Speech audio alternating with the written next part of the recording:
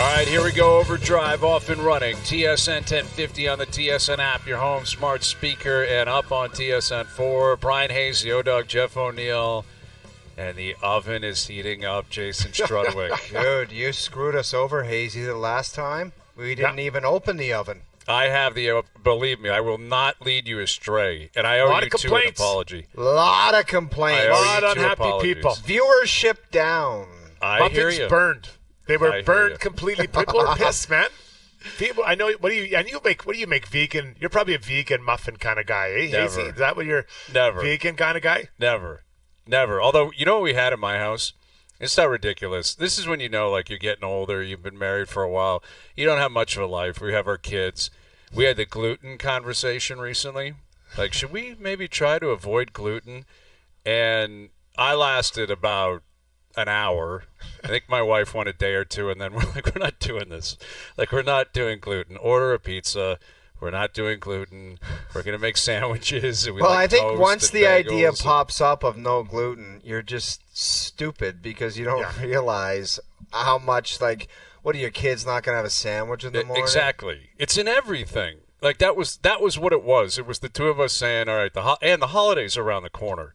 We're not going gluten during the Christmas break. I mean, I think gluten's a conversation for when your kids leave the house. Right. Not for school, permanently. Right. Older and out, then you commit to a lifestyle change. But we had the gluten chat, and it just didn't happen. What started that? What something happened? There's always a reason for these conversations. Well, so someone at my wife's work has recently gone gluten. Yes. So there was a gluten transformation at work. And I guess it's, changed a lot of different things. Everyone's feeling good, looking good, lifestyle change. And my impression is, like you mentioned, vegan and gluten, I think someone, like, it's basically a web that is constantly being sent out, trying to drag people into that world. You know what I mean? Like, if you go gluten, you got to let everyone know you've gone gluten. Everyone has to know. Everyone's got to be aware. How do you know someone's a vegan? They tell you. Yes. Right? Like, that's... Exactly. They'll let you know. Give it 5 minutes. It'll come up. And then they might try to make sure you see the light and why maybe it would be a good life decision for you. So no vegan, no gluten. These things are like Southern muffins, man. There's a bag of sugar in these things. And there's gluten, and there's different options. I have Strut or Dud coming up. All right? I have Strut or Dud coming up. I will not lead you astray today. I also have something I've been cooking up. Doogie and I have had the oven going all day, right? It's U.S. Thanksgiving tomorrow, which means a lot of people are preparing today down in the States. I have a little Maple Leaf alumni versus Oiler alumni thing I want to cook up here, pitting the two of you against each other on some hot topics featuring the two teams. And it is a Wednesday before U.S. Thanksgiving. Oh, you've been saying this to me for a decade. The best bar night in the United States. And Struddy, I'm curious if you can speak to that yourself. I don't know if you had any chances, Struddy. The Wednesday before Thanksgiving in the United States is the best bar night. Everyone comes straggling back to their hometown. And if you go to a watering hole, I'll tell you what, it is the greatest time. Hartford, Connecticut, Simsbury, Connecticut. I managed to have the greatest nights of my life on a Wednesday before Thanksgiving. Oh, man. Everyone's back. Everyone's back at their local pub. I mean, lunch turns into dinner, turns into just a festive time. A festive time. Very festive. Very My festive. wife's American, and every year it sneaks up on me. Like yesterday, she said, "Do you know what this Thursday is?" I'm like, I don't know. Do the kids have something? She's like, Oilers it's playing? American Thanksgiving. I'm like, oh, yeah, the football. Yeah, that's right. I know there's a football. So every year she's like, how come you don't recognize my holidays? I'm like, I don't know. I don't like it sneaks up on me. What do you want me to do? I got a lot of irons in the fire right now. I can't be worried about that. Right. Yeah, it's interesting. Like we had Austin Matthews on probably this time last year or close to it. I guess it was around Canadian Thanksgiving. Mm-hmm. And he had just signed his deal, and he came on, and we asked him, are you doing anything to celebrate Canadian Thanksgiving? And he had forgotten. Like, he was the reverse. As an American up here, he's like, oh, that's right, it is today or tomorrow, whatever it was, or next week. And I guess you're saying it's kind of the reverse. Like, if you marry an American who's living in Canada, she just has to understand you're not going to keep up on that stuff. It's just not going to happen. Well, there's only so many times I can have pumpkin pie. I find pumpkin pie to be the lowest form of dessert you can have. It's inedible, but I do it out of respect for my wife. My mom drags it out of Costco, and I have it there too. But I don't like it, so I'm not going to go out of my way for that, guys. Dude, I think it's an insane comment to make. I think the one thing you need though is the whipped cream heavily poured on top, and it's dynamite. Mandatory, and I agree with what you just said. That is an asinine comment from you, Struddy, too. It can't downplay the itself. greatness of a pumpkin pie is just It is. Like our mothers, their material. mothers, they put a lot of time into pumpkin pies over the years, and I think they've perfected it, and it's a delicious treat at the end of a great day. The only way you can deal with it, though, is mounds of... So it masks the flavor. It masks the flavor, right? It's like some guys used to play with. It enhances. It's an enhancer. So they wouldn't have a good shower after the games, so they cover themselves in cologne. And it'd just be like, guys, you still stink. I can smell that on you, but now the stink and the cologne is gagging me. So that's what happens. If you can't eat something on its own, it's inedible. I challenge anyone to show me a pumpkin pie you can eat on your own. It doesn't exist. It does not exist. It does exist. It's a delicacy. O's right. It's adding something on top to make something great. Absolutely exceptional. It's like curry on to Gretzky. That's what right, it is. exactly. The Gretzky on his own was curry. great. Exactly. Yes. Do you have to put something on top of a steak to make it better? You might put some spices into it. How about a little, some salt, maybe a little. How about this? Onions, mushrooms, tops it off. It Not tops bad, it off. Not bad. You don't need that. That's like, again, like I say about banana bread. Banana bread on its own is inedible. You put a chocolate chip in there, all of a sudden it takes it to a 10. Man. Goes from a 1 to a 10. So I'm not going to fall for this. You want to change your lifestyle, Hayes? Get rid of the things you don't need to eat. You don't need pumpkin pie. You don't need banana bread, right? I hear you. Listen, I'm not changing my lifestyle. It lasted. I was going to give it a shot for half an hour. It's not something I have to do. I've already got people writing me. I understand the dietary element of it. I get it. We understand. I'm not criticizing anyone. Live your life and do whatever you want. I'm saying I was going to give it a shot, and I couldn't do it. I don't have the willpower. And quite frankly, it's not something I have to do, so I'm not going to do it. But banana bread is exceptional on its own. It's even better with chocolate chips. Pumpkin pie, the same thing. It's even better with whipped cream. But nevertheless, Strud or Dud is coming up. Oilers versus Leafs is coming up. We have Leafs-Panthers tonight. 30 teams in the league are playing. The Oilers are not, right? The Oilers are one of two teams not playing tonight. But the Leafs are down in Florida, and Matthews will not play. And I feel like it's almost, the way we start every game day show. It's like Matthews not playing, Domi not playing, Camp not playing. Like all these guys are still out. But Florida hasn't been playing great. They really haven't been playing well. And I think this is another opportunity for the Leafs to go on the road. Anthony Stolarz will get the start up against his former team and send another message and try to continue to push a gap between yourself and Florida on top of the Atlantic Division. You get a divisional opponent on a downturn, you always got to get your cake because you would see teams that come into your building and you'd be in the dressing room after and you're like, God, they were awful tonight. And then you watch them like a month later and they're dominant. And you look at that team and you're like, that team that we just played is not even capable of doing that. So when you get a quality team like Florida who's on a downturn, you get your licks in, man, and you come out of there with 2 points. Don't be the team that is the start of Florida's turn, because apparently Paul Maurice was losing it at practice yesterday. They're playing like garbage, so go get your 2 points. You're going to have to earn it because they're just not going to go away. But when they're on the downturn, now's the time to go in there and have a game. The way the Leafs are playing, I wouldn't even think about the Panthers. I'm going to come out and I'm going to play our way. We play our way, the way we've been playing lately. Go right at them. Yeah, you know what? They have some good players, and they're Stanley Cup champions, defending champions. They're up, they're down. No one cares. Kick them right in the teeth. Go in there into their house, and you got to get confidence because they're kind of both going in different ways. And I like the way the Leafs are playing right now.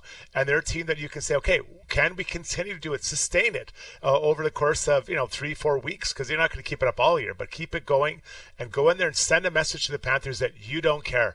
This isn't how it used to be. We're coming here to push you around and play hard. Yeah. And I'm not a massive message sender, something that sticks with people, Struddy. But I think if both of these teams want to get to a certain place later on in the playoffs, and they'll probably have to ultimately go through each other if they want to get there. Like, if you could just throw a game at them where you could let them know things are a little bit different. 100%. You know what I mean? I think Doubt there's in a their mind. message that could be sent where it's like, we're not the same. And God knows what that would mean in the playoffs because they always revert back to the same thing come playoff time. But I think you could just give them a little something and say, this is what we got in store for you fellas later. I think there's And we nothing don't wrong have with our that best at all. player. We don't have our best player in the lineup. So we're going to come down there. We're going to show you we can play with our best player, without our best player. I think this is one they do need to send a message and just go in there and just take the 2 points and be bullies and get out of there. Just to let them know, like, we're not messing around. We're not the same as we were last year. Well, and I think we all addressed this during the offseason and through camp, that it is incredibly beneficial to whoever finishes with the top seed in the Atlantic and in the Metro, right? Because then you're going to avoid a very, very difficult opponent in the first round. And the Leafs have fallen into that trap for years, where you've had to play at Boston, at Tampa, and it's the same thing again on the other side. And as of tonight, Florida would have to play Tampa, and the Leafs would be playing Buffalo, or something like that. Like that's or the Rangers, who are on a down spiral right now, or Boston. That's where, and it's going to continue to grow, and there's going to be ups and downs over the course of the year. But you got a 3-point gap if you're the Leafs right now with a game in hand. You take a 5-point gap, and you're feeling good, and you start getting injured players back. It's got to be a mandate. Like, you've gone this far. It's kind of like what I was talking about yesterday, and I think where a lot of people stand with the Raptors on the other side of it. Now you're deep enough in, just commit to it. Like, you're almost 20 games in. It's ugly. It's bad, right. But you've laid the framework for it. Just keep doing this for the rest of the year. Keep tanking. Find a way to end up in the top 5. Get a good player. Same thing with the Leafs. Now you've built yourself back up. 7-1 in your last 8. You're leading the division. Win the division. Win the division. It will be a massive advantage for you to play a lesser team, because that's what it's going to be. It doesn't guarantee you anything. The Leafs would still have to overcome their own demons in the playoffs. But why would you want to play Florida or Tampa? No when way you could on play earth Buffalo? would you want to do that, Yeah, man. exactly. And these are the games that are going to add up over the course of the year. You steal points. Even if you lose tonight, lose in overtime. Find a way to get a point tonight. Dude, and just keep pushing forward. Even you saying that, I'm in, loser, Leaf playoff mode guy. You just said you'd want to play. Buffalo would somehow find a way to scare me. Buffalo would scare you? Dude, I swear to God, I years. don't know why. Buffalo on a heater coming into the playoffs, and they get that last spot and you play them. The Leafs with Buffalo have a Brian McCabe shooting it into their own net vibe. I played in, every time going to Buffalo, it was like, here we go. We're going to get pumped in there. And we did. We got pumped. They do have a bad history against the Sabres. Yeah, some other team. I want some other team creeping up other than Buffalo. Okay. But you got to love seeing your Buffalo Sabres there, and I'm glad you took them off the list. Yeah, they've been taken off the cannot win the Stanley Cup list, at least for the next foreseeable future. They could go back. Can you believe how on that. negative this guy is, Struddy? He started a list the list, he stole it from Jay, who did a football thing, teams that can't win the Super Bowl. And this guy came up with a list of teams that can't win the Stanley Cup this year, that won't win the Stanley Cup. And he removed the Buffalo Sabres yesterday. And I removed Calgary. I want that to be pointed out. The Flames, shout out. I'm a big fan of what they're doing and the way they're operating. Is there anyone else on that list that you would be sniffing around as of right now to say, come with me, you're coming off the list? No. Though, to me, they're not. No. None of this them isn't are winning exactly the the Stanley top Cup. half of the league. I don't think you could maybe make a case. Maybe with the Blues now, a new coach, could they, push up a little bit, get healthy, get Broberg back, get into the top half of the league? Maybe, but not Stanley Cup contender or winner. I'll tell you what, Hazy, if the Ottawa Senators sweep California, you're taking them off. You're taking them off. 4-game winning. Man. I need to see possibly more than that, but it's possible. There's honestly, looking at this list, there's one team that is on my radar a little bit. It's that hockey club, man. That Utah hockey club. They went into Montreal. That Dylan Guenther is a stud, man. So good. He's up to 10 goals in the year. Dude, he's Ovi on the power play. He's Yeah. Ovi on the power play. Right he's shot, wide offside. open. He's a right shot, and he slings it, man. Yes. So guys, I used to coach him. He was at an academy here, and I was There you go. He went to the defenseman camp. Holy crap. No, he didn't go. Not everyone makes that camp. Oh, don't be throwing that around, right? It's invite only. But I got to work with him for 2-3 years, and Matt Savoy was a centerman. And on that team, Zach Slapshot was on that team. Like, it was an incredible team. But Dylan Guenther, I couldn't believe how he'd shoot at like 13 or 14 years old. It was just like, he's like, what do you think I could work on? I'm like, do not watch anything or listen to anything I say or do. Just do what you're doing. You are so good. And I'm not surprised he's had the success he is. He worked really hard. He's worked on his skating. He's playing with more tempo now. He needs to get that. You get to NHL and you're a scorer. You got to get that tempo in your game. He's easily 30 goals this year, man. Yeah, he looks he is really a good. really, really So you're good telling player. me that Dylan Guenther skated up to you and said, Coach Struddy, what do you think I need to work on? No, he didn't say that. Let's be honest. I'm glad you asked that, because I had it in the chamber. I'm like, you're telling me this guy. Because if I'm 13-year-old, if I saw you skating around out there with your just piece of lumber stick and ripping it off the glass, I'm not going to that guy for advice. Bar down, all over the place. No, but the way he shot it, and he would just take control of games. So he could shoot it like that. He as a 13-year-old, you picked out. You're like, that guy can rip it.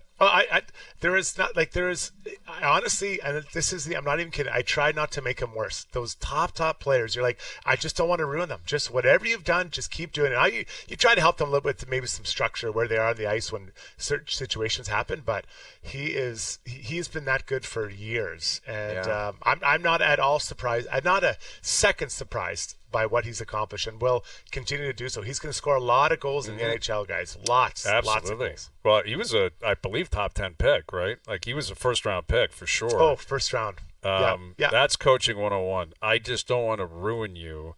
I'll do everything I can to put you in a good position. Well, what do you say? Your high school coach, LeBron James, walks through there, and I guess that's LeBron's maybe a high, but you got a first rounder walking through. You're like, what do you want? What am I supposed to do with this guy? Right? Yep. You're not gonna. Some people can just they shoot on, and he shoots a lot of pucks on his own. All those, it's all those top guys that scored. They don't just show up at the rink, right? They're shooting pucks every day. They're doing different things before and after practice. Like, they just got it. They get it. Yeah. Well, it's a natural talent. We talked about it yesterday. Like, some guys they have that ability in their wrists and their forearms. They can just rip home shots, man. And it's amazing when you see guys who can't at the NHL level and yet are still really good players. Like, the Morgan Rielly not able to take a slap shot scenario is actually, like, deserves to be studied. That's one of the really good players in the National Hockey League. He's a great Leaf. Will go down as maybe the greatest Leaf defenseman, I don't know, ever, but he's going to have all the stats. I think he'll pass Solming, he'll pass Caberlet. He cannot take a slap shot. Cannot or won't. Or, I don't know. It's a combination of both, I would assume, by now. I mean, I would think if he has that in his wheelhouse, so he's stepping into one at this point. I don't think he would. Like, I think if you put it on a tee in the slot, he would cradle that thing and snap it. I don't think he'd walk into one. I don't think he would. But I think his wrister is as hard as a slapper. That's a scary thing. Yeah, and it's deceptive, and he can get something on it, and he moves it. And there's what nothing wrong with that. But you're a forward. You throw it up to the D, man. I think it's better to have a wrist shot knee high that you can tip or try to adjust rather than a bomb that misses the net. Like, I know, Struddy, but I think Hayes' point is I hate defensemen. First of all, they never hit the net, and they just take these wild slap shots. Where they think they're going to score and they have no business, and it's just going by your head, and it's like, what are you doing back there? But with Morgan Rielly, I think what he's talking about, Morgan Rielly's been on the power play where he would go to the forward tees, and it's like a lot of guys, if they take a clapper there, it's going in the back of the net, and he never does it. No, like, he will not do it. Let me stand up for all the D-men. First off, O-Dog, the last option you wanted was to pass it back to us on the blue line. We're sitting back there with our pack of DeMornay lights waiting for you to pass to us so I can walk the middle and just zing one right to the net. You don't want to do that. You second all-time in points. Second all-time in Francis, points. I know. And all your fancy there, buddies. You just said the guy. Do you know how many times I come back to the bench and he would look at me and say, I've told you 100 times, don't pass it to the D because we're never getting it back. Ronnie said that? He said, get it behind the net to me, and I'll do the magic back there. Don't give it back there because it's a loss of possession. That breaks. Do you think he said that about Paul Coffey? No, obviously not when Coff's on the ice. That breaks my heart. You know who? There's a bunch of guys back there where it's a loss of possession. Oh, man. and I won. I know I'm one of them, but every now and then we surprise him. We get it through and we score, and the celebration's on. We're back there like a lineman that scored a touchdown. We're recovered a fumble in the end zone, right? That's right. That's the perfect comparison. Those were the best drills. Like every defenseman would do it. Struddy, you've probably done it 100,000 times in your life. The walking the line. Oh, so and right. the first power play, like the Makar would be so graceful. And then the sixth defenseman, who's 6'6", 260, would just be chopping it into a square and trying to walk the line. He'd be going offside. I'll tell you what, you talk about a guy with a wrist, like that Cale Makar might be the best wrist shot defenseman from the point to ever, like that's ever played. It's crazy. He has got like a quick little wrister that's a missile. Yeah. Like it comes in with the velocity of a hard slap shot. But he's always ready to shoot it, though. He's always ready. He's thinking shot all the time. Like, and he does. Some guys have to loading. Well, he's moving, boom, and it's off his stick. And I think that is what I think separates those guys that really get the puck to the net quickly. Is they're always ready to shoot rather than a 3-second loading process. Deception is a huge part of it, right? Like, get it off, get it on net. Crazy things can happen, and that's what Rielly does well too. Like Rielly will get it off and be deceptive. Cale Makar's on a different level. But Leafs-Panthers tonight, it's a big one for the Leafs. Big one for both teams, again, because the Panthers haven't been playing great. Paul Maurice, like you referenced, has not been happy. So we'll continue to tee that up throughout the afternoon. Darren Pang will join us. Panger coming up at 5. We've got Luke back today and El's brother because we got 3 football games tomorrow. And I can't get a read on any of these games. But there is some news in the NFL. Your boy Danny Dimes has signed on with the Minnesota Vikings. Daniel Jones is a Minnesota Viking. And I kind of feel like that's a shot at Sam Darnold. Like that's Danny Dimes saying, let me go over there because I don't know if Sammy's got that job locked down. Like I might be able to compete with Sam Darnold. Well, did he anyway with the kid from Michigan? I know he's injured, but isn't he kind of the next one in line J.J. there? McCarthy, yeah, he's coming back, I think, he'll be back next year. Good point. 2 things. One, I think Luke Wilson doesn't like pumpkin pie, and I think we should confirm that. Okay. 2, Danny Dimes not competing with anybody. I think his confidence is at an all-time low. He needs to go somewhere and be a backup. Like if he could go to Kansas City and just be a backup, learn. Dude, he could be 10 years. He could probably make $3 million. How much do backups make, Hayes? Is there good any backups money, man. Yeah, decent money. You can make him over $1 million. He's made a lot of money, sure. though, man. He's made $40 million a year the last couple of years. Go be a backup and make $2 million for 10 more years, and see you later.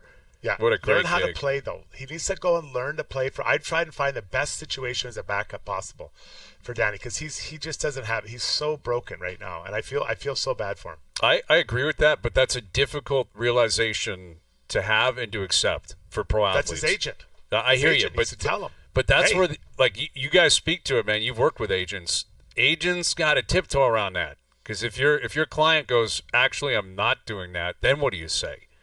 I feel like it's got to be someone even more personal, like a family member or friend that's like, listen, Danny, don't even think about getting back on the field because that's what this screams of to me. By all accounts, there were a number of teams looking to get him, and I kind of think he's looking at Minnie, and you're right about McCarthy coming back, but Darnold has been good, but he's still trying to overcome the I'm Sam Darnold issue, in his history in the league. And I feel like Danny Dimes thinks he might be able to get back in behind center in Minnesota, and I don't think that's going to go well if and when that happens. Dude, I agree with Struddy. That guy, like Hayes, don't start pumping Danny Dimes up like he's a threat to somebody, man. It's not about being a threat. It's about his mentality, is what I'm saying. You're telling me that he actually thinks Sam Darnold might be threatened by that guy? Based on what I saw that was available to him, that maybe the Bills were calling on him, that maybe the Chiefs were calling on him. That's everything Struddy's saying. You might be right because athletes are just they have one thing in mind. Well, 2 things. They have money and playing. Yes. So he might have looked at Minnesota. He looked at Buffalo and said, no way in hell I'm playing. Or a scenario like Kansas City, no way in hell I'm playing. But he probably looked at Minnesota and said, maybe, just maybe, I could end up playing there. Exactly. And that's what I'm saying. I'm not saying he will. I'm not saying it would be a good idea. But I think it goes without saying, if the option is Josh Allen or Sam Darnold, who do you think you have a better chance of competing with? It's an obvious answer. It's Sam Darnold. But if he goes, let's say they get a chance to play in Minnesota and he's a disaster, Ooh. Now that's 2 teams, 2 organizations. Like, I think his agent has to be awesome, honest. Say, buddy, you need to find somewhere you can learn. Just sit for a year. Sit for a year behind some stud, learn to play, then go somewhere where you think you get a chance to play. No, you can't sit for a year, Struddy. People forget about you, and I know, can't but do I've watched You him, make buddy. money, though. Oh, everyone's seen him. The tape is there, man. You can't run from the tape. It's tough to watch. You cannot run from the tape. But And I love Danny. Yeah. The nickname, I loved everything. Danny Dimes So a great nickname. Remember early in his career, he'd be going out with Eli Manning to like different spots in New York. They'd be out partying. And Even Eli distanced himself. Eli's like, Eli eventually I can't said, be associated with this guy. yeah, you're not invited on the Manning cast. Sorry, can't happen. All right, Strud or Dud coming up. Oilers versus Leafs coming up. Darren Pang will join us. Struddy's in here today with the O-Dog, Jeff O'Neill, and Bryan Hayes. Overdrive continues. TSN 1050 and on TSN 4. Overdrive continues, brought to you by FanDuel, bringing you everything from the opening line to the final score. Got 3 NFL games tomorrow. We got a game Friday afternoon as well, and the Chiefs will be playing the Raiders. We have some audio and visual from Antonio Pierce, who is basically taking a page out of that old Swiss junior coach back at the World Juniors. We got to get both of those, Doogie and JP. Make sure you have the Swiss coach. They're bigger, they're faster, they're stronger, and there's all first rounders, and they're better. They're better than us. Like, it was across the board, absolutely, just destroying his hockey team. Dude, I had a drink with that guy in Buffalo, and I just looked at him, and I said, what were you he goes, I was just trying to, like... that was my question. I was like, what was the motive behind that? And he goes, look, man, we were done. We had no, like, I just wanted to try to cause a stir. Maybe some kind of distraction. Maybe the guys would be pissed off. And you can think what you want about it, but that's what he tried to do. Well, it didn't work out. It was a nice try. No but kidding. It wasn't going to work out anyway. It doesn't matter what that guy was going to say. So why not do that? But that's the argument, though. If you're going to get pumped anyway, why destroy us? Why make yourself look like a dummy with the comments? Right. Yeah, they're bigger, they're faster, they're stronger, they're all first rounders.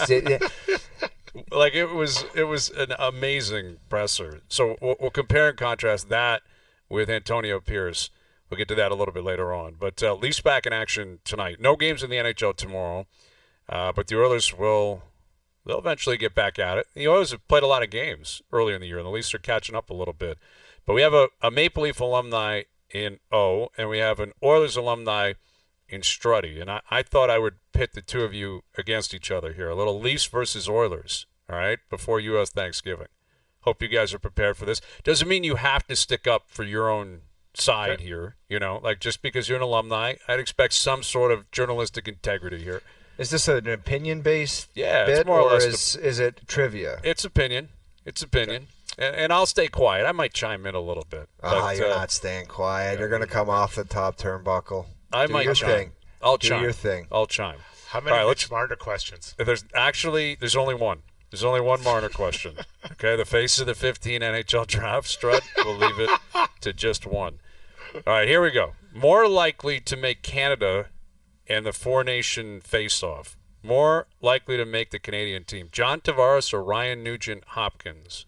Neither. I'm going neither. I don't know if that's not an option. You got to pick one of them. If you had to pick one, who do you think would have a better chance? You know what? As of right now, I don't think either of them are making it, but I would pick John Tavares over Ryan Nugent-Hopkins. I don't think the stat line on old Nuge is overwhelming right now. I don't think it's the best start for him. And when the coach says McDavid and Draisaitl get out there with Hyman or whoever else, sometimes it's not him, and he kind of gets lost into the shuffle, and he blends in to be looking somewhat regular. John Tavares has had a great start. So as of right now, in a 21-game sample size, it's John Tavares. I agree with Phil. I don't think either of them make it. But John's had an amazing start, much better start than expected, especially considering Matthew's been out. He's stepped up big time to lead this group. But I think Nugent-Hopkins would be more likely, better skater, can work on the wing as well as center. So I'd put him in there if I had to choose one over the other. Okay, we can't get anyone to turn on their respective side yet. Struddy goes with Ryan Nugent-Hopkins. That is a homer pick, Strud. Like, that is a homer pick. I think it's pretty well thought out and executed answer. Pretty objective. Listen, I think before the year, it would have been Nugent-Hopkins. I think he had a legitimate shot at making the team. He was a guy that was kind of an honorable mention, but he is a guy that can play with really good players, a really smart player, can kill penalties.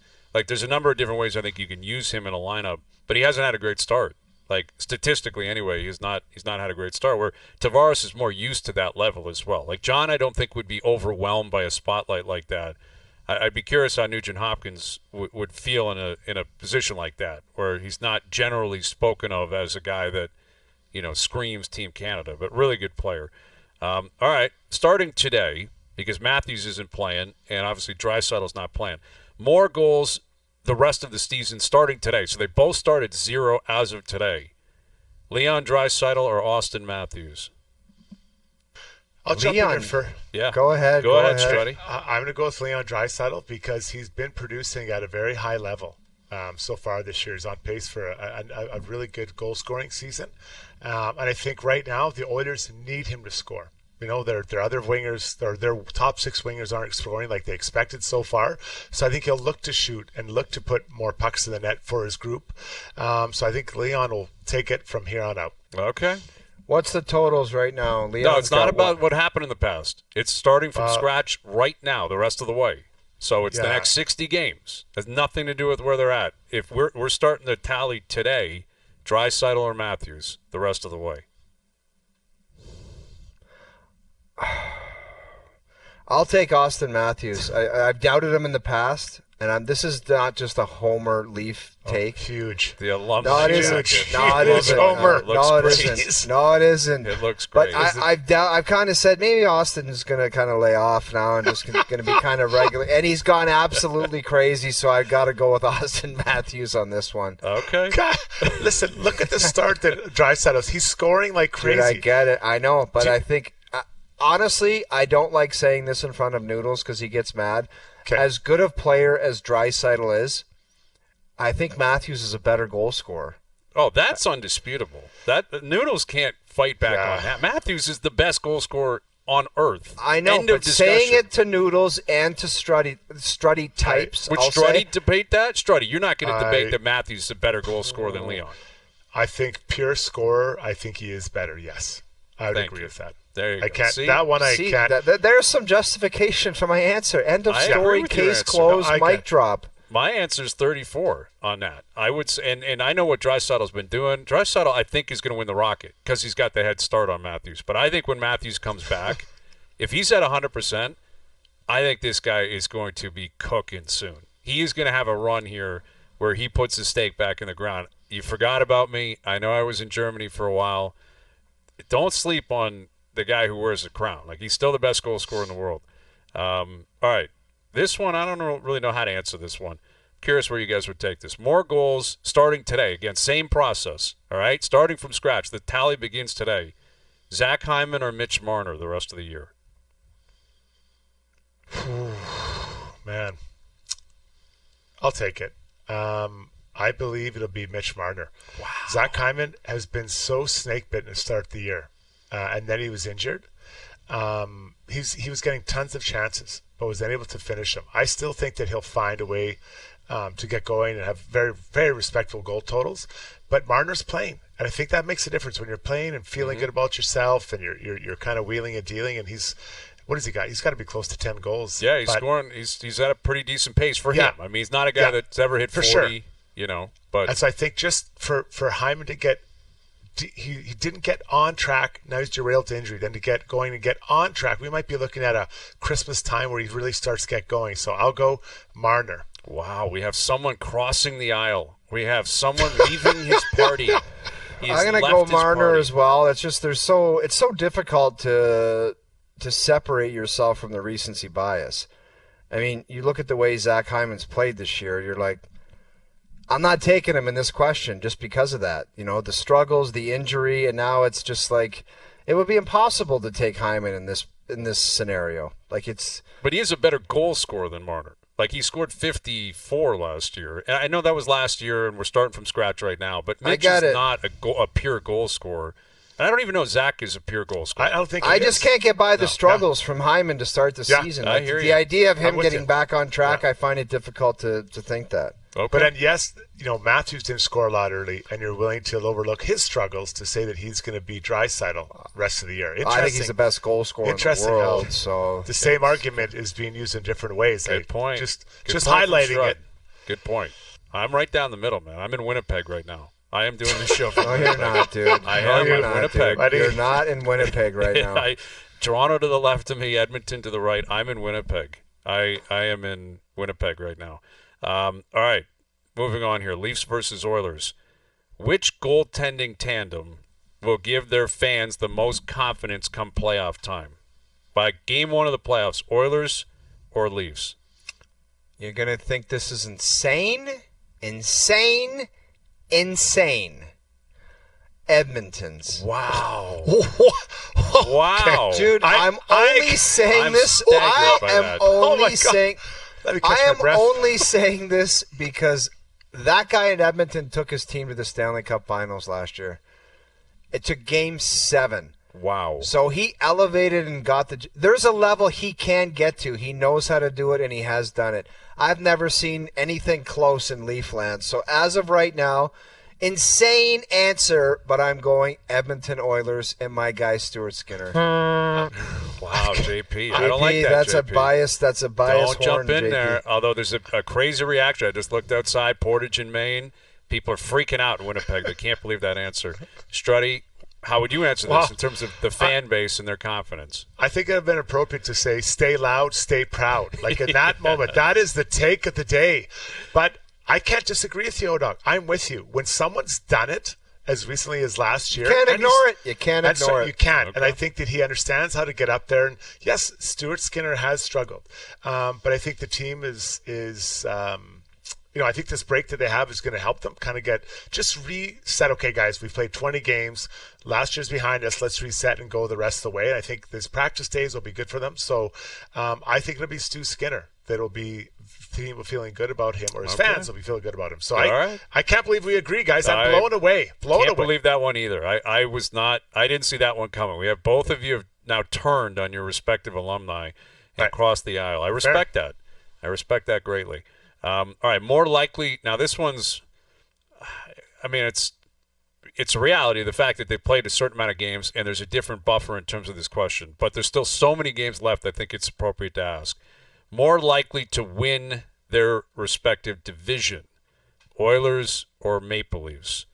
And currently, again, just to update the standings, the Leafs have a 3-point buffer on Florida, and Edmonton is 6 points back of Vegas. So right now, clearly the Leafs are in a better position, but there's 60 games to be played. So Vegas is in first in the Pacific. Yes. Vegas is 6 points up on Edmonton. I am going to go with the Maple Leafs winning the Atlantic. Maybe you going to go, Doc? Yeah. I'm going to go with the Maple Leafs over in the Atlantic. I think there's some teams in the Atlantic that have just kind of not been up to par, and maybe it's the Leafs' turn to take a shot at the top. Who knows where that goes, but I don't know. Yeah. But the Oilers are renowned for going on a heater that's outrageous, and that gets your attention. That's the truth. I don't think the 6 points is insurmountable at all. I mean, I think Vegas is a good team. I think if they stay healthy, that's also not necessarily something you feel great about. Vegas will be a tough team to catch. So there's, two things you have to consider there, including the teams in between like Calgary, Vancouver, LA, etc. But I think Edmonton's got a heater in them as well. And yet the Leafs, maybe there is an element of the kind of NFC East here. Like there's got to be turnover. Florida's done it. Tampa's done it. Other teams have done it. Boston's won the division. Maybe it is time for the Leafs to do it. Struddy, how would you answer that? Leafs or Oilers, better chance of winning their division? I'm going Oilers, and this is why. Their power play is ranked 27th right now. Is that going to continue? Their penalty kill has gone 700 games in a row without getting scored on, so that's getting on track. I believe at some point their power play is going to go on a heater, and that they're going to start every game +1, +2. Because they're specialty teams, and that's really hard to overcome. So I think they're going to go on it, just to quote O-Dog, on a heater and rattle off like 13 out of 15 or something and pass everybody. It's amazing that that's the reputation, yet they've earned it. Like they've done that the last couple of years. They run off 10 in a row, 15 in a row, 16 of 18. And they obviously have proven they can do it. We'll see if they can do it again. I would lean Leafs based on the odds because, again, where we're currently standing. I mean, the Leafs have a 3-point buffer, and Edmonton is 6 points back in their respective division. But anyway, let's get to the last one here. And this one's going to tug at the heartstrings of Struddy, Jason Strudwick. This is a defenseman-specific question, okay? And I think in your wheelhouse, both of these guys. The defenseman you'd want on your team in a big game. Game 7 tonight. Chris Tanev or Matthias Ekholm. Oh, I was hoping you'd say these two guys. Big fans of both players. I am going with Matthias Ekholm because it's a homer pick. It's a homer pick. Hold on. Let me get it out. Let me get it out before you. So both are good defensively, but Matthias Ekholm has the offensive flair that Tanev doesn't. So he might just get that goal or that assist. Very underrated little player or passer. So Matthias Ekholm for the offensive slant that Tanev doesn't have. Taking Ekholm as well. The difference that he made the difference that he, like, as much as everyone in Toronto has a love affair with Tanev and what he's done, the not so flashy guy that just puts out fires and gets it done. It's been impressive. There's no you cannot argue that. But Ekholm, the difference that he made in that back end for the Oilers, it was incredible. Like, I think everyone realized how big that dude is. Like, he's massive back there. He skates well. He jumps in, provides offense. He was a game changer for the Oil, man. So I got to go with Ekholm. Okay, interesting. A lot of Oiler picks here. A lot of Oiler picks coming down the stretch, and I also think Ekholm, the guy that he is kind of responsible in making pop, should factor into this as well. Like, because he plays with Bouchard and what he did with Bouchard in the past. Where I think Tanev, though, playing with McCabe, like, you look at that pairing, eye test, analytically, like, they have been the definition of a shutdown pairing. Like, they have completely smothered whoever they play. And I'm curious how that's going to look tonight. Like, they're going to try to get him out there, I'm sure, against Barkov, Reinhart, Kachuk on shifts. Like, this will be a challenge the next 2 games because Kucherov's dancing, Point's dancing, all these big boys down in the state of Florida are not going to be easy, especially in their house. But let's look at the coach. Look at Craig Berube. How did they win the Stanley Cup? Bouwmeester, Parayko. 2 monsters. They were good skaters and took up a lot of space in just 8 minutes. That's the same thing. So he's got his comfortable pairing, right? Not sure what to do? Let's throw these 2 guys over the boards. He did the same thing even when they had Pietrangelo. So I'm not surprised at all that Berube's put those 2 together, and he wants those dependable minute-munching defensemen together. That's what they've been, and they've been very effective. So good. Makes sense. All right, Leafs versus Oilers. There you go. I mean, Leafs, I'm a little bit surprised with the Maple Leaf alumni. He was crossing the aisle a few times, but he's objective, and you're an analyst. Every time. That segment's called the Heritage Classic, that one. I like that. The Heritage Classic in Winnipeg, right? It's got to be in Winnipeg. Coming from Winnipeg, the Heritage Classic. Live from Winnipeg.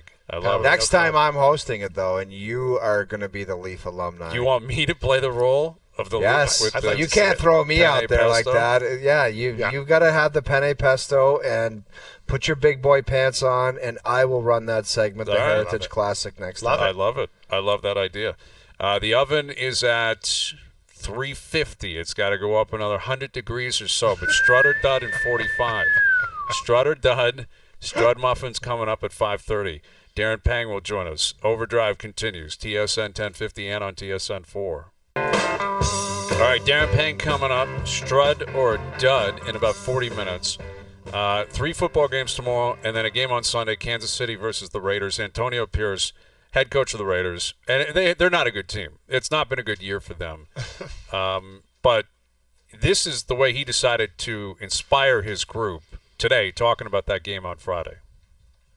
Yeah, it's called spade to spade, right? The best team in football against the worst team in football.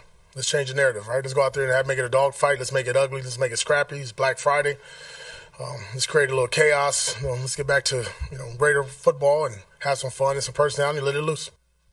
All right.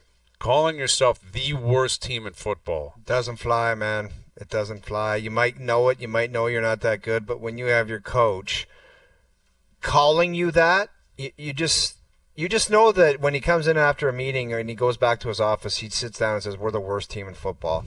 I don't know if you let that one out of the bag, although everybody might know it. Saying it is something completely different, Struddy. I don't know what you think about that. Yeah, I don't like the way he presented it. I think he said, no, yeah, we're up against a really good team, but we want to come out and compete. We want to show people that we're moving the right direction. When you attach the title, we're the worst team in football, it's like you think your guys are a bunch of losers, which they are, but it's harsh, man. Yeah. Listen, I played with some really bad teams that finished near the bottom of the league, and you know it. Like, you put your head on your pillow. You're not kidding yourself. Like, if Jason Strudwick's your third or fourth defenseman, you're probably not winning the Stanley Cup that year, right? So, but at the same time, you got to put your best foot forward for the fans, for the media, for the team, your parent or your teammates, all that stuff. And so I understand what he's trying to do, and I think Antonio's a real passionate guy.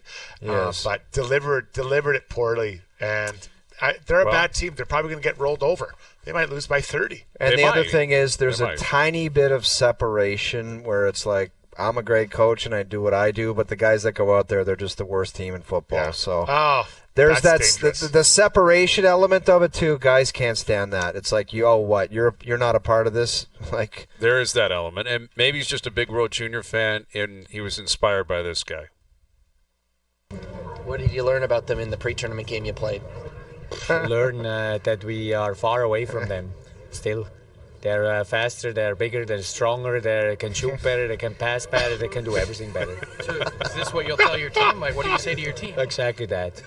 and try to fight against. What I want to say, they have like, I don't know, how many other first rounders they have? How many? 7. Huh? 7. And the rest in the second round? Yeah. Huh? And one in the fourth round who play like the most NHL games so far. So what I want to tell against? We just battle and try to battle. We have one in the fourth round too, one, and the rest is not. Is it good though that you can kind of be the underdog and no pressure? Well, the pressure, I don't know that word pressure. We don't have pressure at all. That guy is so good, man. What an inspiration. When you want to run it through a wall for that guy, he knows you never been drafted. You stink. What about the last comment? We don't have pressure at all. At all. We're going to get destroyed. Do you understand that? Tough. Like, almost like he was insulted by the question. Are you serious? Do you know who you're talking to? Yeah. Switzerland versus Canada. Raiders versus Chiefs. I love it. All right, Darren Payne coming up. Overdrive continues. TSN 1050 and on the TSN app.